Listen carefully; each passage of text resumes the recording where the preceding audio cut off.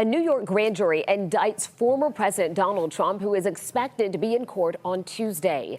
Joining me now is Chuck Todd, moderator of NBC's Meet the Press. Chuck, this Sunday you're speaking with the former Manhattan District Attorney Cyrus Vance. There are a lot of layers to this one, especially since the former president faces other investigations, including one here in Georgia, which many people feel are more serious. Look, I think this is going to be this is why I think it's a little soon to try to figure out what's the impact of one indictment going to be. What happens if there's multiple indictments? I don't know if this is going to impact the thinking of the prosecution or the grand jury in Fulton County, right? But, I'm sure there's certainly understandable that people want to know if it does have an impact or not. But I think that's, whether you could pick or choose which one goes first doesn't matter at this point.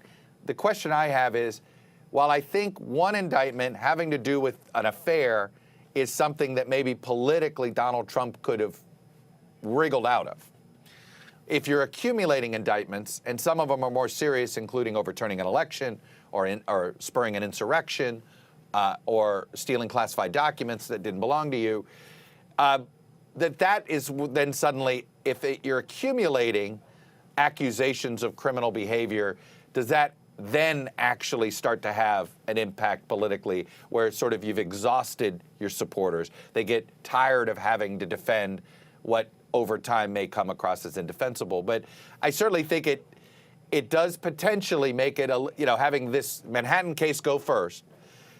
I know what the Trump folks hope that this does, is that it does sort of make the Georgia case and the Washington cases look more political than maybe either of those prosecutors believe they should be seen as.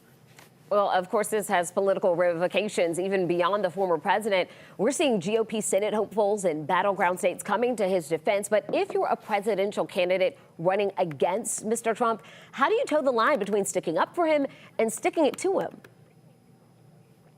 I think they haven't figured that out. And that's the reason why Donald Trump is the leading candidate for president on the Republican side of the aisle, is that you have a whole bunch of Republicans that are afraid that attacking Trump will alienate his supporters.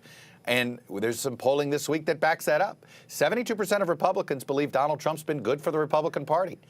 The facts say differently. He's been terrible for the party. The party's had the worst run of elections that they've had since the Nixon era. But Republicans believe he's been good for the party. And if that's the conundrum, right? These other Republicans that are running against him look at the swing voters in America who don't like Trump and think, shouldn't we be trying to figure out how to nominate somebody that can appeal to them? But that is not where a majority of the party is. And I think that's the biggest. You want to understand the divide in American politics, that's the divide here. Republicans are in one place about Trump, and independents and Democrats are in another. And until we reconcile that, we're going to be sort of living in this polarized no man's land. Yeah. Let's talk about Florida Governor Ron DeSantis for a moment, who is expected to run for the Republican nomination in 2024. He visited Metro Atlanta on Thursday and met with Governor Brian Kemp at the Capitol. Now, Chuck, if you were a fly on the wall, how do you think this relationship is going to go? There were certainly people who viewed Kemp as sort of the DeSantis backup, right, if DeSantis faltered. And I still think I would put him in that category. I think he sees now DeSantis sort of, as one Republican put it to me, he's earned the right to be first in line, right? His win in Florida was impressive. And so in many ways, just as a electoral juggernaut, he's earned the right to go first, to be first in line to make the case.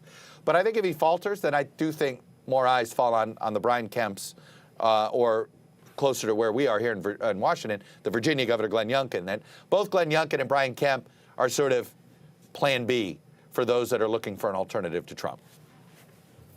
All right, Chuck, thank you so much. Always a pleasure speaking with you. Meet the Press airs Sunday morning at 10 on 11 Alive.